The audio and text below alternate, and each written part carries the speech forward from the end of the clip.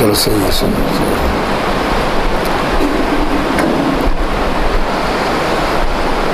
السلام علیکم ورحمۃ اللہ وبرکاتہ. الحمد للہ نحمده ونستعینه ونستغفره ونؤمن به ونتوکل علیہ ونعوذ باللہ من شرور انفسنا ومن سیئات اعمالنا من يهده الله فلا مضل له ومن يضلل فلا هادي له ونشهد أن لا إله إلا الله وحده لا شريك له ونشهد أن محمدا عبده ورسوله أما بعد فأحسن الحديث كتاب الله وخير الهدي هدي محمد صلى الله عليه وسلم وشر الأمور محدثاتها وكل محدثة بدعة وكل بدعة ضلالة وكل ضلالة في النار. أما بعد فأعوذ بالله السميع العليم من الشيطان الرجيم من حمده ونفخه ونفسه. بسم الله الرحمن الرحيم. والتين والزيتون وطور سينين وهذا البلد الأمين.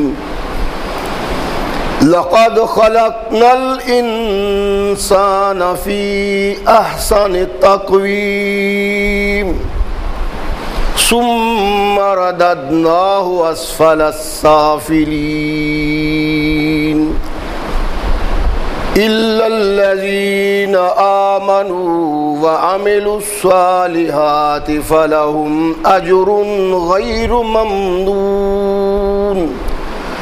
فما يكذبك بعد بالدين أليس الله بأحكم الحاكمين. صدق الله مولانا العظيم وصدق رسوله النبی الکریم. ہر قسم کی حمد و ثنا، تعریفات و توصیفات اس خالق و مالک کے لیے ہیں جس نے ساری کائنات کو تخلیق دیا اور اس کی حسن و آبادی کے لیے حضرت انسان کو تخلیق فرمایا. کروڑوں درود و سلام اس ہستی اقدس و مقدس پہ جس کا نام نامی اسم گرامی ہے محمد صلی اللہ علیہ وسلم. لاکھوں رحمتیں ان نفوس قدسیہ پہ کہ جنہوں نے سرور کائنات علیہ الصلاۃ والسلام سے اس ضابطۂ حیات کو وصول کیا اور اس کو ہم تک پہنچانے کے لیے اپنا تن من دھن قربان کر دیا. اللہ کی یہ بہت بڑی کرم نوازی ہے کہ اس نے اس ضابطۂ حیات کو ہم تک پہنچانے کے لیے ایسے مضبوط ذرائع اور اسباب استعمال فرمائے کہ ان کی موجودگی میں ہم ببانگ دوہل کہہ سکتے ہیں کہ یہ ضابطۂ حیات جو آج قرآن کی صورت میں ہمارے ہاتھوں میں موجود ہے، یہ وہی ضابطۂ حیات ہے جو آج سے کم و بیش 1450 سال پہلے نبی کائنات رسول ثقلین حضرت محمد رسول اللہ صلی اللہ علیہ وآلہ وسلم پہ انسانوں کی رشد و ہدایت کے لیے نازل ہوا۔ اللہ کی اس کرم نوازی پہ ہم جس قدر بھی اس کا شکریہ ادا کریں، کما حق ہو اس کا شکریہ ادا نہیں ہوتا، اس لیے کہ یہ ضابطۂ حیات وہ دستور المتقی ہے کہ اگر انسان اس سے تعلق پیدا کر لے تو یہ قرآن اس کی دنیاوی زندگی میں ایک عظیم انقلاب پیدا کر دیتا ہے، اور اگر اس کو اپنے جسم و روح پہ جاری و طاری کر لیا جائے تو یہی وہ واحد ضابطۂ حیات ہے جو انسان کو دنیا کے ساتھ ساتھ عقبہ کی کامیابی کی ضمانت بھی دیتا ہے۔ مگر سدحیف ایسے ضابطۂ حیات کی موجودگی میں بھی ہم ایسی زندگی بسر کر رہے ہیں کہ جو زندگی قابل افتخار نہیں۔ ہماری انسانیت، ہماری آدمیت اس مقام تک گر چکی ہے کہ اس کا تعلق انسانی عز و شرف سے بنتا نہیں۔ اللہ نے قرآن مقدس میں 4 قسمیں اٹھائی ہیں، والتین والزیتون وطور سینین وہذا البلد الامین لقد خلقنا الانسان فی احسن تقویم۔ اللہ 4 قسمیں اٹھا کے کہتے ہیں کہ ہم نے ساری کائنات کی مخلوق میں انسان کو سب سے اعلیٰ افضل و بالا پیدا کیا ہے، اور مقصود اس کا کیا تھا کہ انسان اللہ کی پہچان بن جائے۔ جو اللہ کا مقصود تھا، جو اللہ کا مطلوب تھا، جس بنا پہ اس انسان کو تخلیق دے کے انسانیت پہ فخر کیا اللہ نے، وہ جوہر کامل انسان کے اندر آج موجود نہیں۔ جب اللہ نے اس کو تخلیق دیا، اس کے باپ آدم کی صورت میں، تو اس وقت کی موجود عقل و شعور رکھنے والی مخلوق کے سامنے اس کو تخلیق دے کے اس کی عزت و وقار کے لیے، اس کے شرف و فضل کے لیے فرشتوں جیسی مخلوق کو اس کے سامنے جھکا دیا۔ اللہ ارشاد فرماتے ہیں وَإِذْ قُلْنَا لِلْمَلَائِكَةِ، جب اللہ نے فرشتوں سے کہا انی خالقم بشرم من طین، کہ فرشتوں میں انسان کو مٹی سے بنانے لگا ہوں، فَإِذَا سَوَّيْتُهُ وَنَفَخْتُ فِيهِ مِن رُوحِي فَقَعُوا لَهُ سَاجِدِينَ، جب میں اس انسان کو مکمل تخلیق دے کے بنا لوں اور یہ تمہارے سامنے زندہ ہو جائے تو اس کے سامنے سجدہ میں جھک جانا۔ اللہ ارشاد فرماتے ہیں کہ تمام فرشتے آدم کے وقار، اس کی متانت، اس کی عزت اور افتخار کو قائم کرنے کے لیے اس کے سامنے جھک گئے۔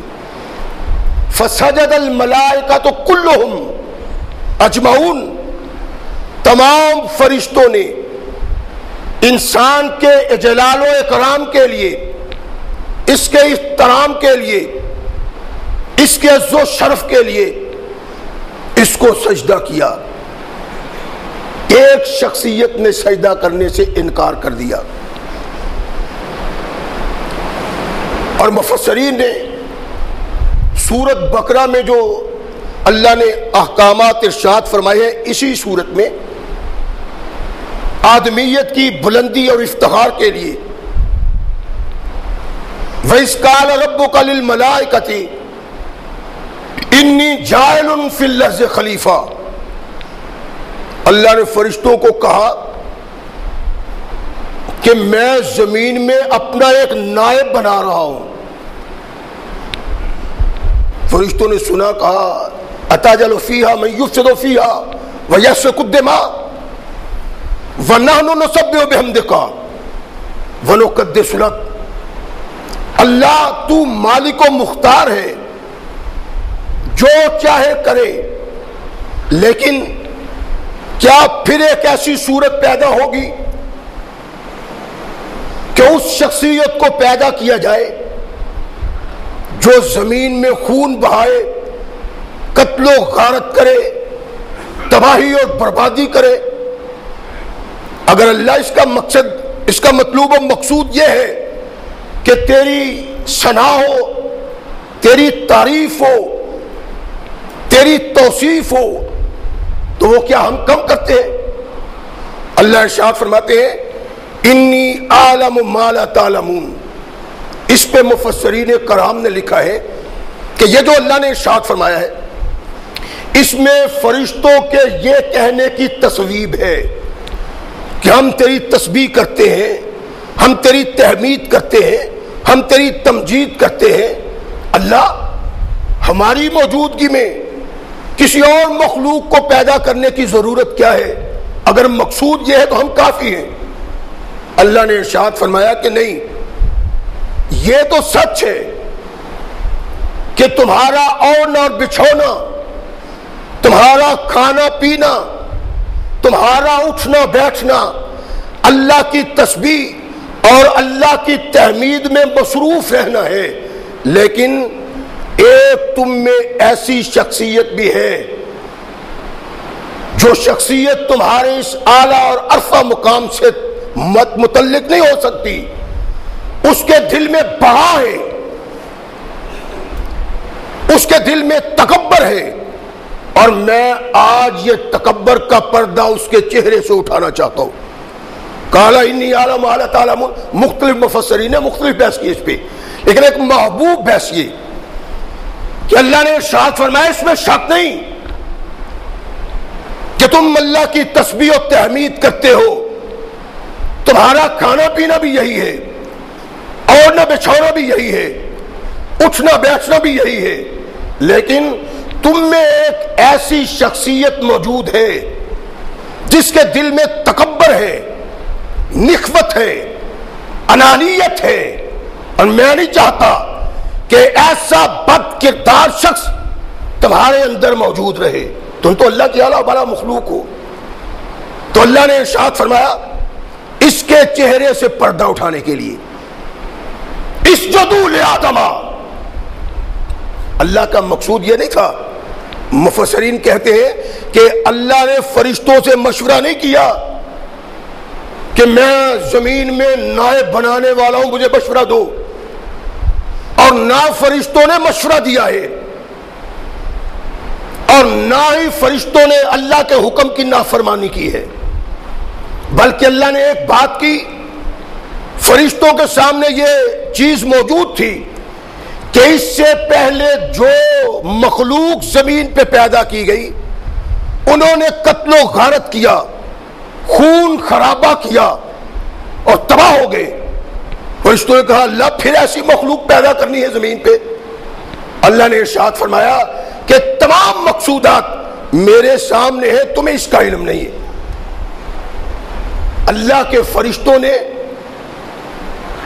اللہ کی اس تخلیق کو جو سجدہ کیا ہے وہ اس بنا پہ نہیں کہ انہوں نے اللہ کی نافرمانی کی تھی، انہوں نے اللہ کے حکم سے سرتابی کی تھی، انہوں نے اللہ کے خیالات سے اختلاف کیا تھا. اس کا سبب یہ نہیں تھا، بلکہ اس کا سبب واحد یہ تھا کہ اللہ کائنات میں انسان کا شرف و فضل بنانا چاہتا تھا کہ انسان کتنا اعلیٰ و بالا ہے. یا ابلیس ما منعک ان تسجد لما خلقت بیدی، اور ارشاد فرمایا ابلیس کس چیز نے تجھے روکا ہے جب میں نے تجھے کہا ہے کہ اس کو سجدہ کرو، اور اس کا سبب کیا ہے؟ متکبر ہو یا خود کو یہ تصور کرتے ہو کہ تم اب اللہ کے احکامات کی تعمیل کرنے کے مقام پہ نہیں ہو؟ بڑھ گیا اس سے؟ سبب بتاؤ. کالا کہنے لگا اللہ میں اس سے بہتر ہوں. خلقتنی من نار وخلقتہ من طین، جس کے سامنے مجھے سجدہ کا حکم دیتے ہو اس کا افتخار کیا ہے؟ اس کی عزت و شرف کیا ہے؟ مجھے تو نے آگ سے پیدا کیا ہے، آگ لطافت سے تعلق رکھتی ہے، جب جلتی ہے تو بلند ہوتی ہے، اور مٹی کثافت رکھتی ہے، اس کو اٹھاؤ تو نیچے گرتی ہے. اللہ نیچے گرنے والی چیز جس سے تو نے آدم کو تخلیق دیا ہے، اوپر جانے والی چیز سے پیدا ہونے والا کیوں اس کو سجدہ کرے؟ اس لیے میں اس کو سجدہ کر. فاخرج، اللہ نے ارشاد فرمایا کہ اس کو سجدہ کرنا اللہ کے حکم کی بنا پہ تھا. ساری کائنات میں نے اس کو اپنے ہاتھ سے تخلیق دیا ہے، اور جس کو میں نے اپنے ہاتھ سے تخلیق دیا ہے اس کے ساتھ اپنا تقابلی جائزہ لینا تیرے لیے زیبا نہیں تھا. فاخرج منہا فإنک رجیم، تباہ ہو جا، تو آج سے میری نگاہ میں مردود ہے. اور فرمائیں ایک آدم کو تخلیق دیا، اس کے شرف و فضل کو قائم کیا، اس کے احترام کو قائم کیا، اور قائم کس طرح کیا کہ کروڑ سال سے پیدا شدہ مخلوق جس کا اور نہ بچھونا اللہ کی تسبیح اور تحمید ہے، جس کا کھانا اور پینا اللہ کی تسبیح اور تحمید ہے، جس کا اٹھنا بیٹھنا اللہ کی تحمید اور اللہ کی تسبیح ہے، اس مخلوق کو آدم کے سامنے جھکایا اور یہ تصور پیدا کیا کہ کائنات میں آدم جیسا کوئی دوسرا نہیں. اور وہ جو اپنی عبادت کی بنا پہ، اپنی ریاضت کی بنا پہ اللہ کے فرشتوں میں شامل ہوا، اس کو جنت سے دھتکار کے نکال دیا کہ تو آدم کی عظمت کا احترام نہیں کرتا تو تو جنت میں رہنے کے قابل نہیں ہے. کس کے لیے؟ انسان کے لیے. اور یہ انسان کون ہے؟ جس کے متعلق اللہ نے 4 قسمیں اٹھائی کہ میں نے اس کو کائنات کی تمام مخلوقات سے اعلیٰ اور پیارا پیدا کیا ہے. ثقلین کے تاجدار محمد رسول اللہ صلی اللہ علیہ وسلم نے ارشاد فرمایا کہ تمام مخلوقات انسان کے لیے تخلیق دی گئی ہیں، اور انسان خدا کے لیے تخلیق دیا ہے. اس کے عزت و وقار اور اس کے شرف کا سبب کیا تھا؟ اس کی تخلیق میں آگ بھی تھی، پانی بھی تھا، ہوا بھی تھی، مٹی بھی تھی. یہ باغی بھی ہو سکتا تھا، یہ سرکش بھی ہو سکتا تھا. اللہ نے ارشاد فرمایا کہ اتنی چیزوں کا ملغوبہ جو میں نے پیدا کیا ہے، اس میں یہ تصور بھی رکھا ہے کہ اپنے خالق کی کائنات میں تو نے پہچان کروانی. یعنی ایک ذمہ داری تھی انسان کی. اس کو ساری کائنات کی تخلیق میں افضل و اعلیٰ اور بالا پیدا کرنے کا ایک عظیم سبب تھا. وَلَقَدْ كَرَّمْنَا بَنِي آدَمَ. اللہ بار بار اس چیز کو ارشاد فرماتے ہیں کہ ہم نے آدم کو معزز پیدا کیا، اور کر کرمنا بنی آدم، آدم کی اولاد کو بھی عزت اور شرف دیا، اس کو ایک وقار دیا، اس کو ایک شناخت دی، اور ساری کائنات کی مخلوق کو اس بات کا مکلف کیا کہ وہ انسان کی خدمت گزاری میں زندگی بسر کرے۔ تمام مخلوق یہ آلہ تھا، یہ بالا تھا، اللہ کے نزدیک اس کا افتخار تھا۔ اللہ نے کہا وَكَرَّمْنَا بَنِي آدَمَ، ساری آدم کی اولاد کو ہم نے شرف و فضل سے نوازا، عزت سے نوازا، ان کو بحر و بھر کا مالک بنایا، رزق ان کے قدموں میں ڈھیر کر دیا۔ وَفَضَّلْنَاهُمْ عَلَىٰ كَثِيرٍ مِّمَّنْ خَلَقْنَا تَفْضِيلًا، فرمایا اتنی کثیر اپنی مخلوق پیدا کی ہے، اس شرط پہ اس کو شرف و فضل دیا ہے، اور مقصود کیا تھا کہ یہ دنیا میں اللہ کی پہچان بن جائے۔ اس کے اکرام کا سبب یہ تھا، اس کی عظمت کا سبب یہ تھا کہ یہ اپنے اللہ کے سامنے جھکے اور اپنے اللہ کی پہچان بن گئے۔ اللہ نے انسانیت کے شرف اور عزت کو محفوظ رکھنے کے لیے، اس کو کامل و اکمل انسان بنانے کے لیے انبیاء اور رسول اللہ کا سلسلہ شروع کیا کہ دنیا میں آ کے شیطان اس کو گمراہ نہ کر دے۔ اللہ نے جب یہ ارشاد فرمایا کہ نکل جاؤ، شیطان نے کہا اللہ فَبِعِزَّتِكَ لَأُغْوِيَنَّهُمْ أَجْمَعِينَ إِلَّا عِبَادَكَ مِنْهُمُ الْمُخْلَصِينَ، اللہ جن کی بنا پہ مجھے تو نے دھتکارا ہے، جن کو افضل کہا ہے، جن کو اعلیٰ کہا ہے، جن کو بالا کہا ہے، میں ان کو ایسی زندگی بسر کرنے پہ مجبور کر دوں گا کہ تیری مخلوق میں سب سے بدتر بن جائیں گے۔ شیطان نے اپنے اللہ کے سامنے کھڑا ہو کے کہا، اور اللہ نے اس کی عزت و وقار کو بچانے کے لیے، اس کے افتخار اور عظمت کو بچانے کے لیے، اس کی شان کو بچانے کے لیے انبیاء اور رسول اللہ کا سلسلہ شروع کیا کہ کہیں یہ اپنی شخصیت کھو نہ دے۔ اور انبیاء نے وہ کردار ادا کیا جس کردار کے لیے اللہ نے انبیاء کو منتخب کیا تھا، مگر بدنصیبی اس انسان کی کہ جس کی تخلیق کے لیے، جس کی عزت و افتخار کے لیے، جس کی عظمت و شان کے لیے، جس کی اعلیٰ اور عرفہ ہونے کی اللہ نے قرآن میں ذکر کیا، اور 4 قسمیں اٹھا کے یہ بد نصیب اپنے کردار کی بنا پہ باغی بن گیا اللہ کا۔ انسان کی زندگی کے 2 پہیے ہیں اس کی گاڑی کے، ایک عورت اور مرد۔ انسان کی تکمیل ان دونوں کی عزت و وقار سے ہوتی ہے۔ اگر ایک پہیہ خراب ہے، دوسرا اچھا ہونے کے باوجود چل نہیں سکتا۔ یہ اپنے کردار کو لے کے آگے بڑھے کہ ہم کائنات میں اللہ کی افضل مخلوق ہیں، ہم سے بڑھ کے رب کا کوئی مقبول نہیں۔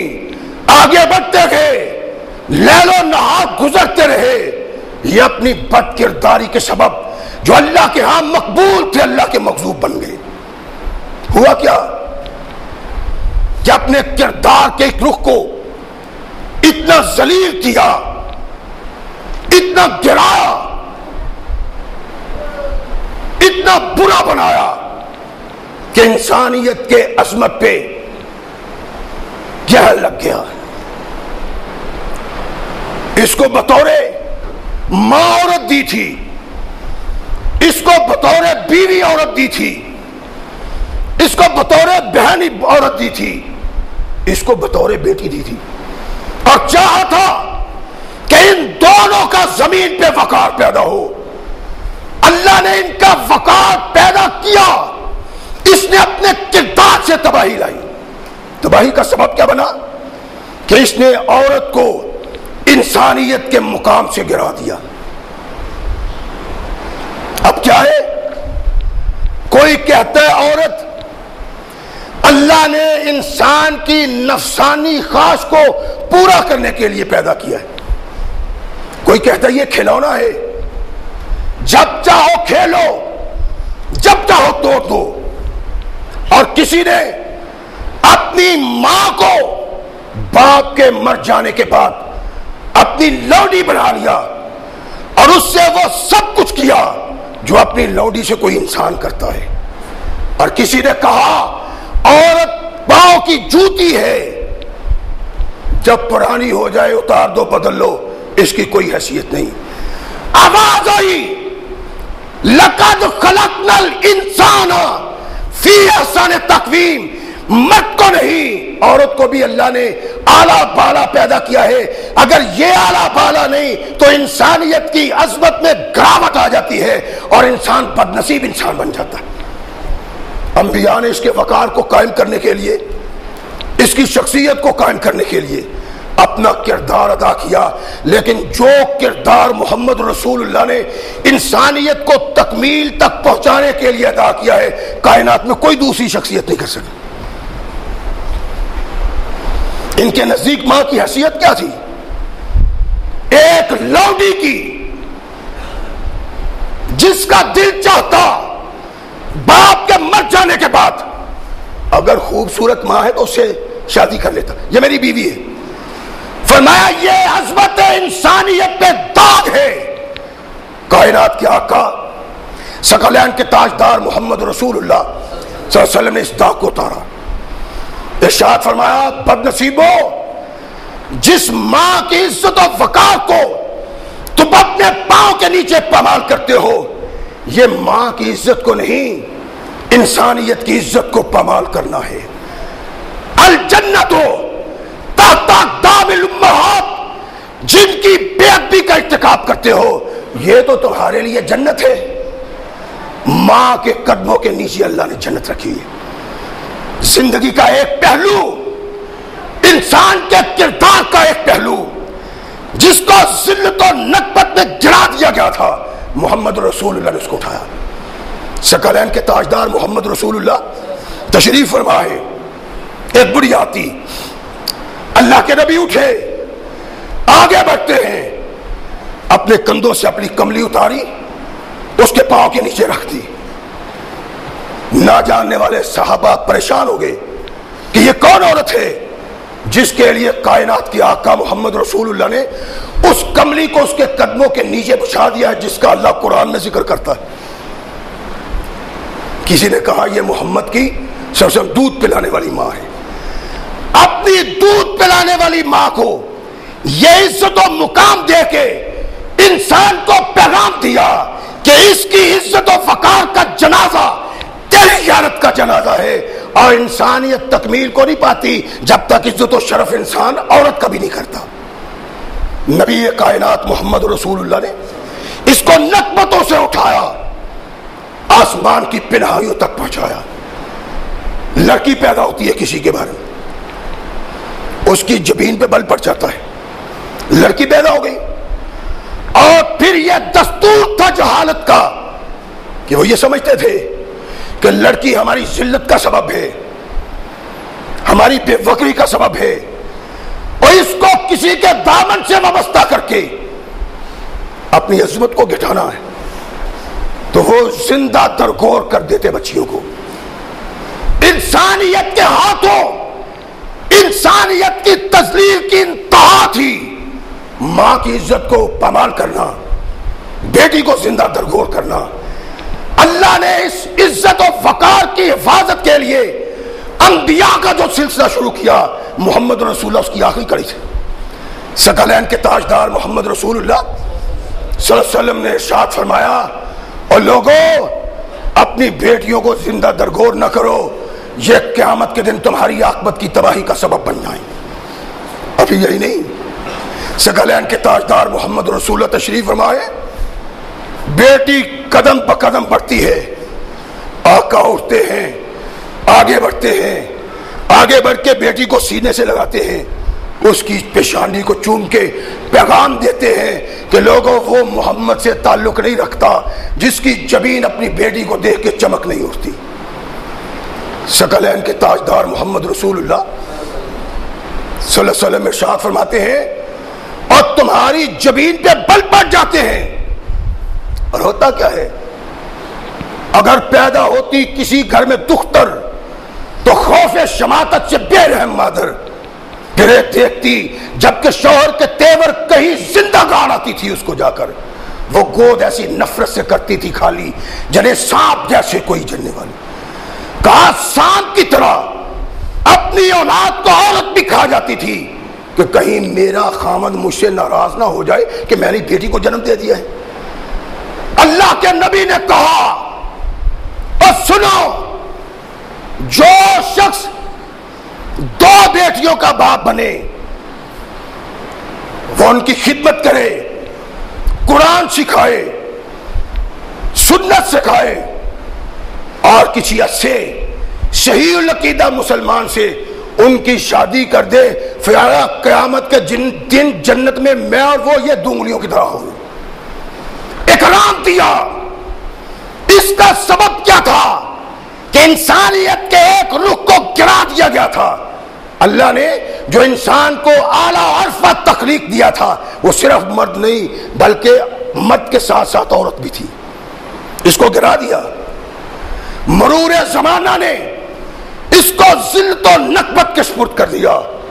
محمد کریم نے اپنے کردار سے اس کو اٹھایا اور آسمان کی رفتوں پہ پہنچا کے مرد اور عورت کو ایک مقام برابر دیا کہ عزت و وقار کے لحاظ سے جس پہ اللہ فخر کرتا ہے عورت اور مرد یکتا، ان میں کوئی فرق نہیں ہے۔ ایک یہ تھا جس کے سبب انسان اپنے کردار کی بنا پہ اللہ کی نگاہ کی عطاب کا شکار بن گیا کہ اس نے انسانیت کی توہین کی، انسانیت کی تذلیل کی، انسانیت کو عظمت کے وقار سے گرا دیا کہ انسان کی زندگی کے ایک حصے کو اپنے کردار سے ذلت و نکبت کے ثبوت کیا۔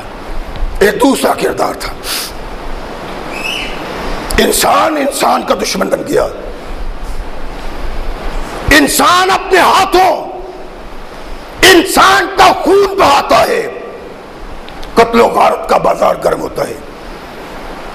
انسان کے ہاتھوں انسان بے بس ہے، اس کے وقار کو پناہ کیا جاتا ہے۔ قتل و غارت کی انتہا، زمین پہ خون بہاتا ہے انسان کا، اور اگر کوئی بچ جاتا ہے تو اس کو اپنا غلام بنا لیتا ہے۔ اور یہ کون ہے؟ آدم کا بیٹا، آدم کی اولاد، اور آدم کی اولاد اس کو ذلیل کرتی ہے، اس سے اس طرح کام لیتی ہے جیسے جانوروں سے کام لیا جاتا ہے، گدھوں سے کام لیا جاتا ہے، گھوڑوں سے کام کیا جاتا ہے۔ یعنی انسانیت کی تذلیل کا سبب کوئی اور نہیں، انسان خود بن رہا ہے۔ کون انسان؟ جس کو اللہ نے 4 قسمیں اٹھا کے کہا تھا کہ ہم نے اس کو احترام دیا ہے، عزت و وقار دیا ہے، اور کائنات میں افضل ترین یہ میری مخلوق، اپنے ہاتھوں سے پامالی کرتا، اپنے وقار کی، اپنی عزت کی۔ ثم رددناہ اسفل السافلین، فرمایا اس بد نصیب کو بدترین بنا دیا جب اس کا کردار ایسا بن گیا کہ یہ بدترین بن جاتا۔ اپنے بھائی کو، اپنے جیسوں کو قتل و غارت کے ذریعے برباد کیا اور پھر ان کو اپنا غلام بنا لیا۔ اس غلام سے وحشیوں والا سلوک کیا جاتا ہے، جس طرح جانوروں کو مارا جاتا ہے اس طرح اس غلام کو مارتا ہے۔ کونین کے آقا ثقلین کے تاجدار محمد رسول اللہ صلی اللہ علیہ وسلم نے زمانے سے یہ امتیاز ختم کیا۔ یہ کردار کس کا تھا؟ اس کا جس کو کائنات میں انسانوں کو انسان بنانے کے لیے اللہ نے محمد کی صورت میں منتخب کیا صلی اللہ علیہ وسلم۔ نبی رحمت محمد رسول اللہ صلی اللہ علیہ وسلم نے ارشاد فرمایا تھا، اللہ کے بندو یہ انسان ہیں، بحیثیت انسان ان کی عزت کو قائم کرو، اس لیے کہ اللہ نے انسان کو اعلیٰ افضل پیدا کیا، لیکن یہ کوئی تصور نہیں تھا۔ وحشیوں کا سلوک ان کے ساتھ کیا جاتا تھا۔ ثقلین کے تاجدار محمد رسول اللہ صلی اللہ علیہ وسلم کا یہ غلام ہے، ابو ذر بلال سے جھگڑا ہو جاتا ہے، جھگڑے میں خوب گالیاں سناتے ہیں اس کو، اور ماں کی گالی بھی بلال کو دے دی۔ بلال وہاں سے اٹھے کونین کے آقا ثقلین کے تاجدار محمد رسول اللہ کے پاس، اللہ کے نبی ابو ذر نے مجھے ماں کی گالی دی۔ ثقلین کے تاجدار محمد رسول اللہ صلی اللہ علیہ وسلم کے تیور بدل گئے۔ اس کا سبب کیا تھا؟ کیوں اللہ کے نبی کو اتنا غصہ آیا؟ وہی جو آج ہمارے سامنے نہیں، ہمارے پیش نگاہ نہیں۔ اللہ کے نبی نے ابو ذر کو بلایا، ارشاد فرمایا ابو ذر تو نے بلال کے ساتھ جھگڑا کیا ہے؟ اللہ کے نبی ہاں۔ ارشاد فرمایا تو نے اس کو ماں کی گالی دی ہے؟ اللہ کے نبی ہاں۔ فی کا جاہلیہ، تم محمد کا غلام ہو، اس کے سامنے زانوے تلمس طے کرتا ہو، لیکن پھر بھی جاہل آدمی ہو۔ پریشان ہو گئے بھی سر، کہتے ہیں میں نے اللہ کے نبی کو کہا اللہ کے نبی ساری زندگی آپ کے سامنے زانوے تلمس طے کرتا رہا ہوں، اب بوڑھا ہو گیا ہوں، اب بھی میں جاہل ہی کا جاہل ہوں۔ فرمایا نام، ہاں تم جاہل ہو، ہم اخوانکم جعلہم اللہ تحت ایدیکم۔ ابو ذر جو غلام ہے وہ بھی تمہارا بھائی ہے، اللہ نے پیدا کیا ہے، فرق یہ ہے کہ اللہ نے اس کو تمہارے ماتحت کر دیا ہے۔ تمہاری کیا حیثیت ہے؟ کلکم بنی آدم وآدم التراب، تم سب آدم کی اولاد ہو، اور آدم کو اللہ نے مٹی سے پیدا کیا ہے۔ تمہارے اور غلام میں کوئی فرق نہیں، احترام انسانیت کو قائم کرو کہ اللہ نے اس کو افضل والا پیدا کیا ہوا ہے۔ تو نے اللہ کے اس دیے ہوئے شرف کی توہین کی ہے۔ سن لو، جس کا کوئی غلام ہے یہ اللہ کی عطا ہے، اس نے اس کو غلام کر دیا ہے، لیکن وہ تمہاری طرح کا ہے، جس طرح خود کھاؤ اس کو کھلاؤ، جس طرح خود پہنو اس کو پہناؤ، اس سے اتنا سخت کام نہ لو کہ وہ ہلکان ہو جائے۔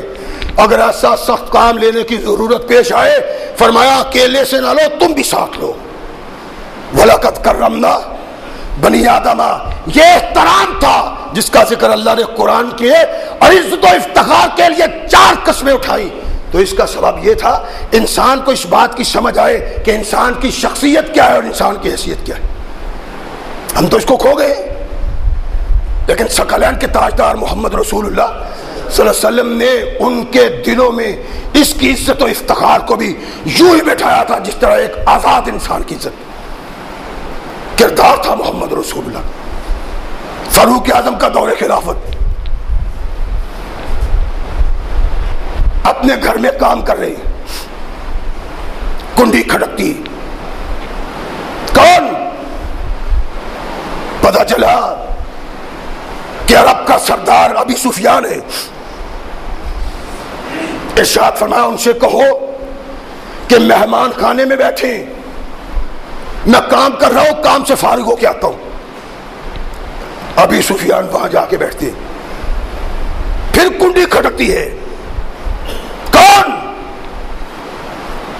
میں عباس محمد کا چچا صلی اللہ علیہ وسلم۔ ارشاد فرمایا کہ ان سے کہو مہمان خانے میں بیٹھے، میں تھوڑا سا کام کر رہا ہوں، اس سے فارغ ہو کے آتا ہوں۔ اللہ کے نبی کا چچا بیٹھا ہوا ہے، عرب کا سردار بیٹھا ہوا ہے کہ عمر فاروق خلیفہ دوم کے پاس وقت نہیں ہے، وہ کام کر رہا۔ پھر کنڈی کھٹکتی، غلام آیا، کون؟ کہا بلال۔ غلام نے جا کے کہا خلیفہ رسول، نبی کا غلام بلال آیا ہے۔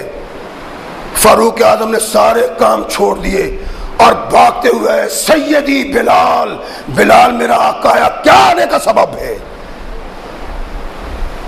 ابی سفیان نے دیکھا کہ حبشہ کا غلام موٹی ناک والا، موٹے ہونٹوں والا، جس کا چہرہ کالا ہے، اس کے لیے امیر المومنین خلیفہ رسول سب کچھ چھوڑ چھاڑ کے استقبال کے لیے آتا ہے، اور اب تک سردار آتا ہے تو کہتا ہے وہاں میرا انتظار کرو۔ نبی رحمت محمد رسول اللہ صلی اللہ علیہ وسلم کے چچا نے دیکھا سنا تو ارشاد فرمایا ابو سفیان، اسلام میں سردار اور غلام کی کوئی علیحدہ قدر و منزلت نہیں، جس طرح تو انسان ہے وہ بھی انسان ہے۔ محمد ہماری طرف آئے تھے لیکن ہم نے چھوڑ دیا، بلال نے محمد کا دامن پکڑ لیا، اب یہ جنت میں داخل ہونے تک ہم سے آگے ہی رہے گا۔ کائنات کے آقا محمد رسول اللہ صلی اللہ علیہ وسلم نے اس امتیاز کو ختم کیا، اور دنیا میں واحد تحریک ہے اسلام کی جس تحریک نے دنیا میں آقا اور غلام کا تصور ختم کیا ہے، وہ محمد رسول اللہ کی تھی۔ اللہ کے نبی علیہ السلام اس کو ایک اعلیٰ عرفہ مقام پہ کھڑا کرتے اور اپنے کردار سے کونین کے آقا ثقلین کے تاجدار محمد رسول اللہ بازار میں آئے۔ اللہ کے نبی نے دیکھا کہ ایک شخص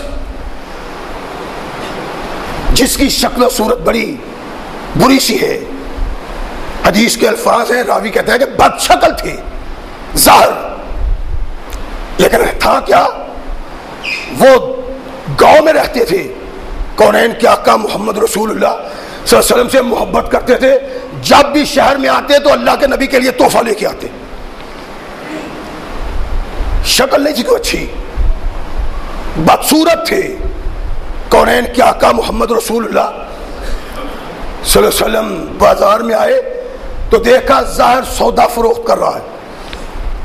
اللہ کے نبی نے پیچھے سے ظاہر کو اپنے سینے کے ساتھ لگا لیا، وہ چھوڑو کون ہو دیکھنے کی کوشش کرتا ہے لیکن اس کو پتہ نہیں چلتا۔ جب اس کو پتہ چلا کہ یہ کائنات کا تاجدار ہے، انسانیت کا شاہ، جس سے اللہ نے تخلیق ہی کوئی نہیں دیا، اپنی کمر محمد رسول اللہ کے سینے سے لگا دیتا ہے، اور کائنات کے آقا ثقلین کے تاجدار جس کو دیکھنے کا کوئی عام انسان روادار نہیں ہوتا، اس کو اپنے سینے سے کیوں لگاتے ہیں؟ اس امتیاز کو ختم کرنے کے لیے، جو امتیاز ہم نے انسانیت کے درمیان قائم کیا ہوا ہے، اور یہ بتلانے کے لیے کہ اللہ نے انسان کو سب سے عرفہ اور اعلیٰ پیدا کیا ہے، اس جیسا محترم کائنات میں کوئی نہیں۔ کونین کے آقا محمد رسول اللہ صلی اللہ علیہ وسلم کے سینے سے لگ جاتا ہے۔ اللہ کے نبی مسکراتے ہیں اور ارشاد فرماتے ہیں من اشتری العبد، کوئی ہے جو مجھ سے اس غلام کو خریدے؟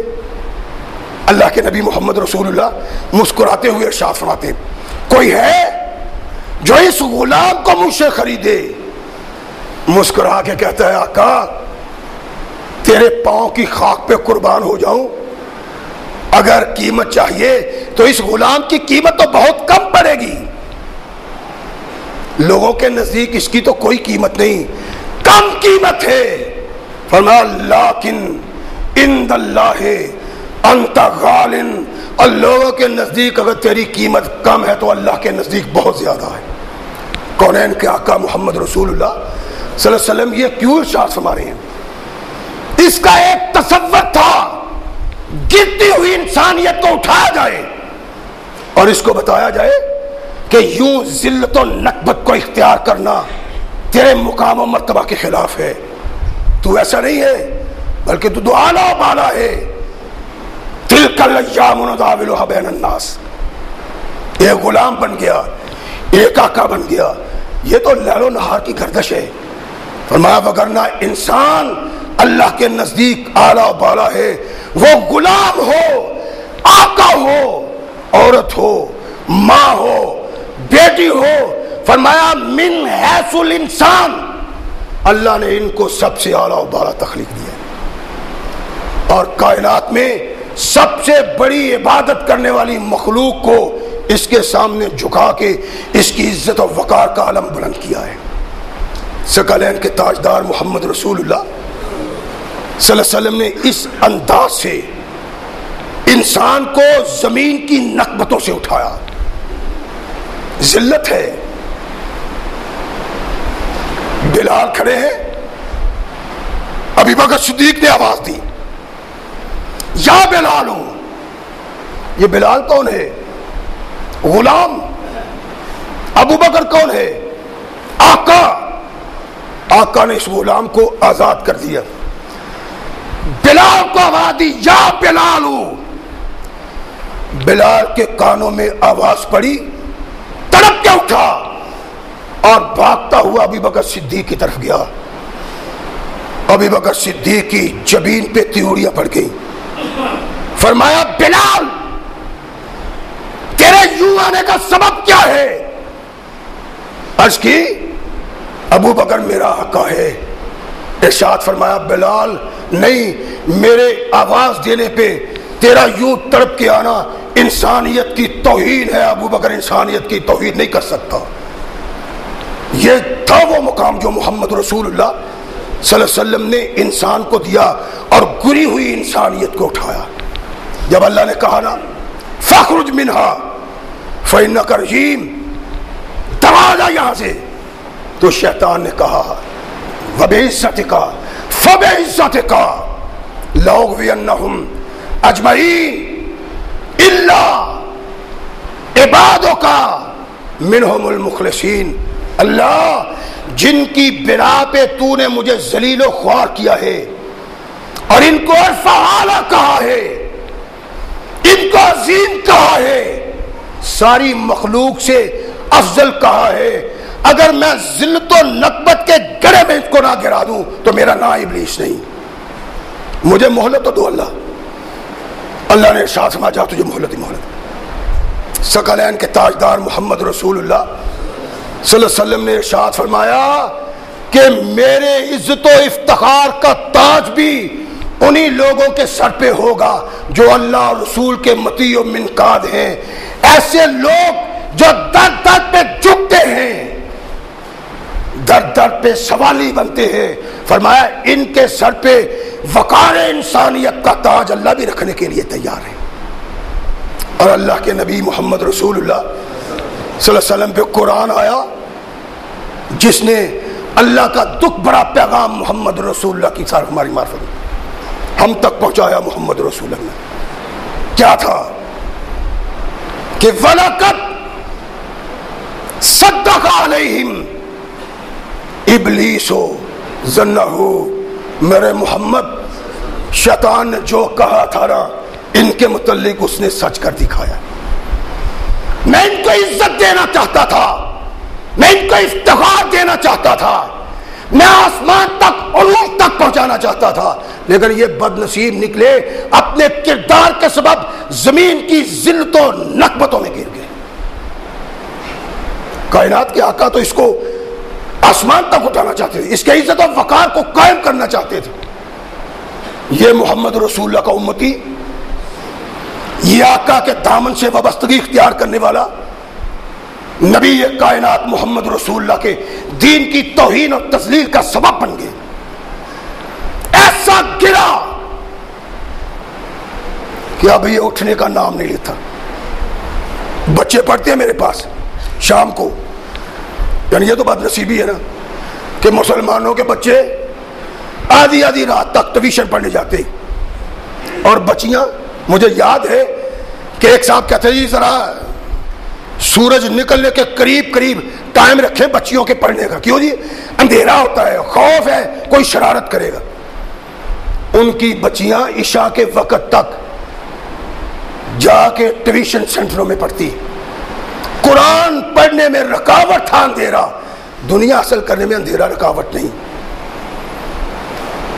اور مسلمان کا بیٹا دنیا کا طالب دنیا حاصل کرنے کے لیے دن رات مشقت کرتا ہے, لیکن کوئی نہیں کہہ سکتا اپنے سینے پہ ہاتھ مار کے کہ میں سختی کرتا ہوں اپنے بچے پہ کہ جا کا قرآن پڑھ, قرآن کا ترجمہ پڑھ. یہ کوئی بات نہیں. لاؤ کوئی, اور کوئی ایسا شخص جو اپنے سینے پہ ہاتھ مارے. جتنے بچے میرے پاس پڑھنے کے لیے آتے ہیں ماں باپ کے دباؤ پہ نہیں، اپنے شوق کی بنا پہ آتے ہیں. اور اللہ کا بڑا کرم ہے کہ یہ سارے میرے بچے نمازی بھی ہیں اللہ کے فضل و رحمت سے. اور میں نے ان سے پتا کیا کہا ہے؟ میں نے کہا بیٹا میری ایک بات یاد رکھنا کہ جب میں مر جاؤں تو میری قبر کھودنے کے لیے کوئی غیر نمازی نہ جائے. کوئی غیر نمازی میری قبر کو ہاتھ نہ لگائے. میری قبر تم نے اپنے ہاتھوں سے کھود لی. اور میں نے دیکھا کہ جب سے میں نے یہ کہا میرے وہ بچے باقاعدہ نماز پڑھنا شروع کر دیں. ہے کوئی نہیں، تصور ہی کوئی نہیں. ان کو اس بات کا خیال نہیں، باغی قرآن کے جس نے یہ شرف و مقام دیا تھا اس کی حیثیت کے باغی، ثقلین کے تاجدار محمد رسول اللہ صلی اللہ علیہ وسلم کی امت اور اللہ اور رسول کو ماننے والے. بچہ مجھے مووی دکھاتا ہے، کہتا ہے یہ مووی دیکھیے. میں نے دیکھی. میں نے کہا بیٹا ایسی چیزیں نہ دیکھا کرو، یہ تو کافروں نے نقشے بنائے ہوئے ہیں، خاکے بنائے ہوئے ہیں تاکہ شعار اسلام کو بدنام کیا جائے، علماء کو بدنام کیا جائے، مسلمان کو بدنام کیا جائے. تم یہ کیا دیکھتے ہو؟ کہنے لگا نہیں جی نہیں، اور یہ ایک حقیقت ہے، ایسا ہی ہوتا ہے اور یہ سچ ہے. اللہ کی قسم آپ دیکھیں اگر تو آپ بھی اس بات کی گواہی دیں گے. میں تو سمجھتا ہوں کہ وہ انسان کی بچوں کی بجائے بکری کے میمنے نظر آتے. ہوتا کیا ہے؟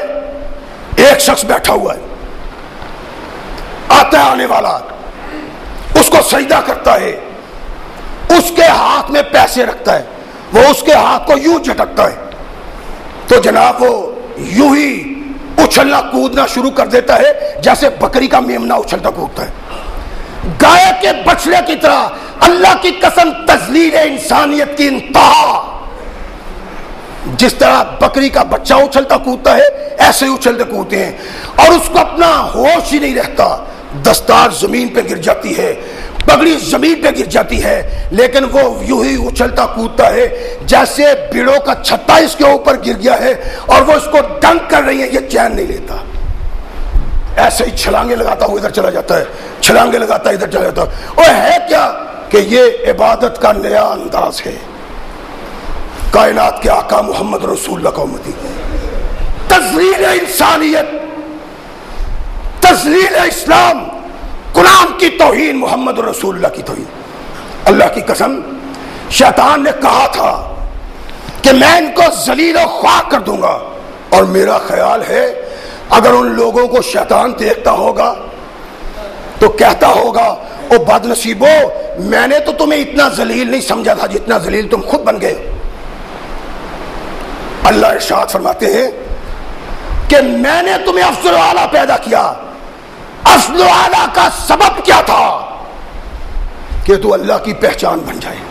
اور یہ لفنگوں تلنگوں کے ہاتھ میں ہاتھ دیتے ہیں اور توہین اسلام کرتے ہیں، توہین انسانیت کرتے ہیں، چھلانگتے اچھلتے کودتے جانوروں کی طرح ہے.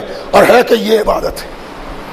اور بد نصیبی یہ ہے کہ چندہ خور مولوی کہتے ہیں کہ جیسا بھی کوئی ہے کلمہ تو پڑھتا ہے، سب مسلمان ہیں، اور یہ تو اسلام کے منہ میں زناٹے کا تھپڑ ہے، اس کو عبادت کہا جاتا ہے.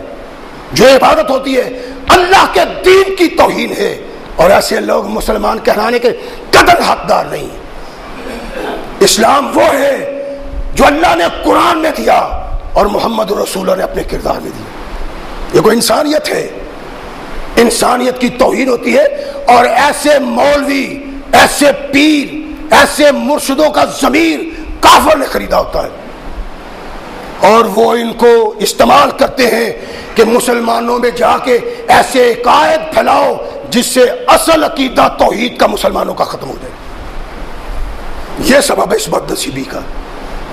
اور ہم کہتے ہیں کہ چھوڑو جی، کسی کو برا نہیں کہنا چاہیے. اور قرآن آیا اس لیے ہے کہ برے کو برا کہو، اور محمد رسول اللہ کا کردار یہ کہ برے کو برا کہو. اور اللہ نے انسان کی عزت و وقار کو قائم کرنے کے لیے، اپنی توحید سے آشنا کروانے کے لیے 1,24,000 انبیاء بھیجے ہیں۔ ان کی تعلیم دیکھو تو یہ کردار جو مسلمان کہلانے والے بد نصیب کا ہے، اللہ کی قسم یہودیوں کا یہ کردار نہیں، جو ایسے بد نصیبوں کا کردار ہے، باغی بن گئے اللہ کے، باغی بن گئے رسول کے۔ اور پھر بھی سوچ یہ ہے کہ یہ مسلمان، اور جب تک ایسے لوگ اسلام میں داخل ہوتے رہیں گے اور ہم ان کو مسلمان سمجھ کے ان سے تعلقات بنائیں گے، اسلام اور مسلمان کا حال یہی ہوگا جو آج ساری دنیا میں ہمیں نظر آ رہا ہے۔ عزت و وقار کس بنا پہ تھا؟ اللہ کے قرآن کی بنا پہ اور محمد رسول اللہ کی سنت کی بنا پہ۔